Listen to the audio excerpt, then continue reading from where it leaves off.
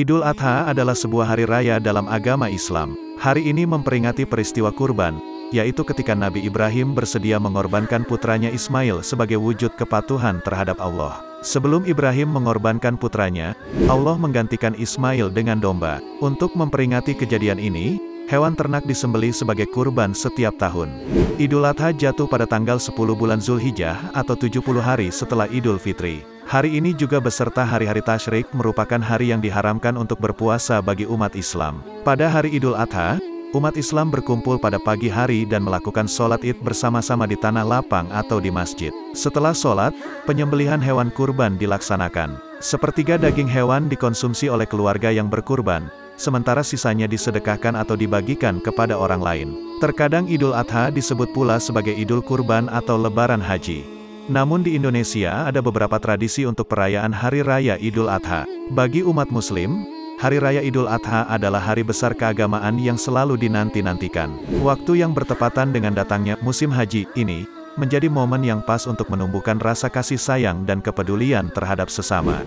Tak hanya identik dengan kegiatan penyembelihan hewan kurban, ternyata ada beragam tradisi unik saat perayaan Hari Raya Idul Adha di beberapa daerah seperti tradisi apitan di Semarang. Tradisi ini merupakan bentuk rasa syukur atas rezeki berupa hasil bumi yang diberikan oleh Yang Maha Esa. Tradisi ini biasa diisi dengan pembacaan doa yang dilanjutkan dengan arak-arakan hasil tani, ternak, dan nantinya hasil tani yang diarak ini akan diambil secara berebutan oleh masyarakat setempat. Tradisi manten sapi merupakan tradisi yang dilakukan oleh masyarakat Pasuruan. Tradisi ini merupakan bentuk rasa syukur dan penghormatan kepada hewan kurban yang akan disembelih. Menariknya, sapi yang hendak dikurbankan akan didandani secantik mungkin bak pengantin. Tradisi grebek gunungan yang dirayakan oleh masyarakat Yogyakarta ini, sepintas hampir mirip dengan tradisi apitan dari Semarang. Warga Muslim Yogyakarta akan mengarak hasil bumi dari halaman keraton sampai Masjid Gede Kauman. Arak-arakan hasil bumi ini berjumlah 3 buah gunungan yang tersusun dari rangkaian sayur mayur dan buah. Tradisi gamelan sekaten dari Cirebon yang dipercaya merupakan dakwah dari Sunan Gunung Jati sebagai penyebar agama Islam di tanah Cirebon. Tradisi ini disebut tradisi gamelan sekaten yang selalu dibunyikan setiap perayaan hari besar agama Islam yaitu Idul Fitri dan Idul Adha. Tradisi megang yang berasal dari kata mak-megang, adalah tradisi yang sangat familiar untuk masyarakat Aceh terutama di saat hari-hari besar keagamaan. Tradisi megang sudah ada sejak ratusan tahun lalu dan identik dengan makan daging sapi atau kerbau bersama yang diolah dengan beraneka ragam masakan. Nah, ternyata Indonesia benar-benar memiliki beragam tradisi dan budaya yang filosofis dan syarat akan makna yang dalam tentang Hari Raya Idul Adha. Namun, apakah kalian tahu siapa yang disembelih untuk dikurbankan dalam kisah Nabi Ibrahim? Nabi Ismail atau Nabi Ishak yang akan disembelih. Dalam kalangan sahabat Nabi dan kalangan tabi'in terjadi dua pendapat tentang siapa yang disembelih untuk dikurbankan. Mari kita bahas siapa yang dikurbankan dalam kisah Nabi Ibrahim. Selama ini kita mengenal sejarah di balik Idul Adha adalah karena perintah Allah kepada Nabi Ibrahim menyembelih putranya. Nabi Ismail adalah putra Nabi Ibrahim yang akan disembelih meski akhirnya diganti domba. Namun, banyak yang menerangkan soal kontroversi, apakah Ismail putra sulung Ibrahim dari Sayyidah Hajar, istri kedua berkebangsaan Ethiopia, atau Ishak, putra bungsu Ibrahim dari Sayyidah Sarah, istri pertama yang berkebangsaan Palestina. Di samping memang tidak disebutkan secara jelas dalam Al-Quran dan hadis terkait siapa yang dikurbankan, masing-masing dari kedua pendapat juga didukung oleh para sahabat dan ulama. Pendapat yang mengatakan Ismail, diantaranya didukung beberapa sahabat seperti Abdullah bin Umar, Abdullah bin Abbas, Abu Hurairah, Ali bin Abi Thalib, dan Abu Tufail Amir bin Watsilah. Dari kalangan tabi'in seperti Said bin Al-Musayyib, Said bin Jubair, dan Al-Hasan Al-Basri. Dari kalangan mufasir seperti An-Nasafi, Tahir ibnu Asyur, Wabah Az-Zuhaili, Ar-Razi, Ibnu Katsir, dan Al-Qurtubi. Sementara pendapat yang mengatakan Ishak, diantaranya didukung oleh beberapa sahabat Nabi seperti Umar bin Khattab, Ka'ab al-Ahbar, Jabir, dan Al-Abbas. Dari kalangan tabi'in seperti Qatadah, Malik bin Anas, Ikrimah, Masruq, Muqatil, Az-Zuhri, dan As-Sudi. Ada 6 argumen untuk kelompok yang berpendapat Ismail sebagai nabi yang disembelih. dan 2 argumen untuk pendapat yang mengatakan Ishak. Argumentasi pendapat yang mengatakan bahwa Nabi Ismail yang dikurbankan. Yang pertama, Rasulullah bersabda, "Saya adalah anak dari 2 orang yang disembelih." Maksud dari 2 orang yang disembelih adalah Abdullah bin Abdul Muthalib ayah Nabi Muhammad dan Nabi Ismail. Dulu saat Abdul Muthalib menggali sumur Zam-Zam, ia bernazar akan menyembelih salah satu anaknya jika diberi kemudahan. Setelah dimudahkan, Abdul Muthalib mengundi untuk menentukan salah satu anaknya untuk disembelih. Undian jatuh ke Abdullah. Namun akhirnya Abdullah ditebus dengan 100 ekor unta. Sementara yang dimaksud yang disembelih kedua dari hadis di atas adalah Nabi Ismail. Sebab Ismail merupakan nenek moyang bangsa Arab atau Abul Arab. Jika nasab Rasulullah ditelusuri, pasti akan bertemu dengan Nabi Ismail.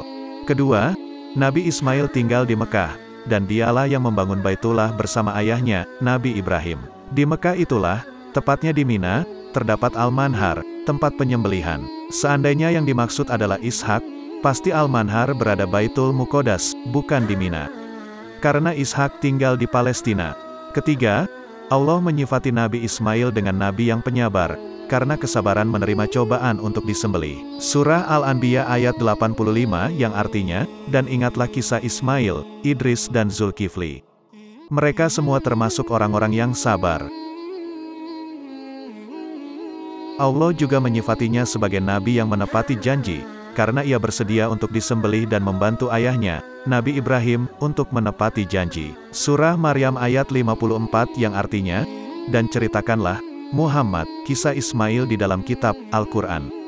Dia benar-benar seorang yang benar janjinya, seorang rasul dan nabi."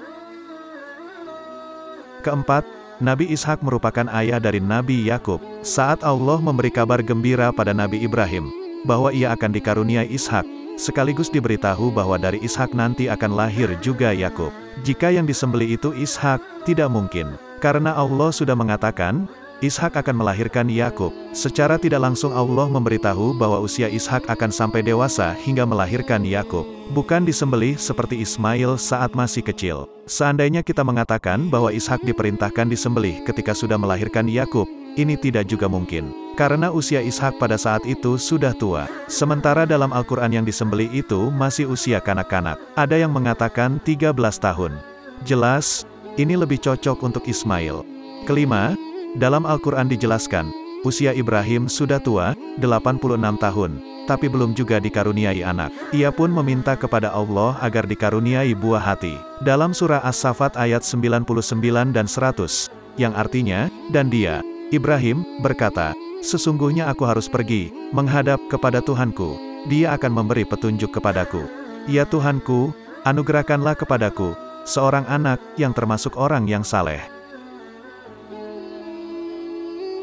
Setelah memaparkan kisah itu, Al-Quran menjelaskan tentang Nabi yang disembelih dan ditunjukkan pada anak pertama. Banyak kalangan ulama sepakat bahwa Ismail anak pertama itu, bukan Ishak. Keenam, banyak riwayat yang menjelaskan bahwa tanduk kambing yang dulu menggantikan Nabi Ismail, digantung di Ka'bah. Ini menunjukkan bahwa Nabi yang disembelih berada di Mekah, yaitu Ismail. Seandainya itu Ishak, maka tanduk kambing itu berada di negeri Syam, tepatnya di Palestina. Argumentasi pendapat yang mengatakan Ishak pertama, dalam Al-Quran Surah As-Saffat ayat 99 dan 100. Dijelaskan tentang kisah Nabi Ibrahim hijrah ke negeri Syam. Saat itu Ibrahim berdoa agar dikaruniai seorang anak. Analisa ini menyimpulkan bahwa Ishak itulah Nabi yang disembelih. Karena Ishak lahir dari Sayyidah Sarah yang berasal dari Syam. Kemudian dipertegas pada ayat berikutnya, Surah As-Saffat ayat 112, yang artinya, "Dan kami beri dia kabar gembira dengan kelahiran Ishak seorang nabi yang termasuk orang-orang yang saleh." Yang menjelaskan kabar gembira dari Allah, bahwa Ishak tergolong sebagai orang soleh. Kabar gembira ini tidak lain karena Ishak telah melewati cobaan begitu berat, yaitu hendak disembelih. Kedua, Nabi Yakub pernah mengirim surat untuk putranya, Yusuf. Potongan teks surat tersebut berbunyi, dari Yakub, Israel. Nabi Allah bin Ishak Zabihillah bin Ibrahim Halilillah, dalam surat tertulis Ishak Zabihillah, yang berarti Ishak merupakan nabi yang disembelih.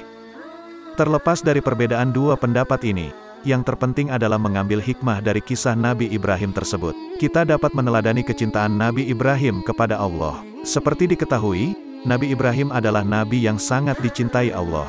Demikian juga diri Ibrahim, sangat mencintai Allah, sampai-sampai dijuluki Halilullah, kekasih Allah. Hanya saja, kecintaannya hampir terduakan setelah ia memiliki anak. Sampai akhirnya diuji oleh Allah untuk membuktikan cintanya kepada Tuhan masih murni. Keluarga Nabi Ibrahim merupakan potret keluarga yang sangat taat kepada Allah. Nabi Ibrahim sebagai seorang ayah yang sangat mencintai anaknya, dengan ikhlas mematuhi perintah Allah untuk menyembelihnya. Demikian juga si anak, begitu mengetahui hal itu merupakan perintah Allah, ia langsung menerima tanpa penolakan. Kita juga semestinya meneladani jiwa rela berkorban di jalan Allah dari Nabi Ibrahim. Paling tidak mau mengorbankan harta untuk disedekahkan kepada fakir miskin, atau berkurban di hari raya Idul Adha. Ketaatan keluarga Ibrahim juga mendapat balasan yang setimpal dari Allah.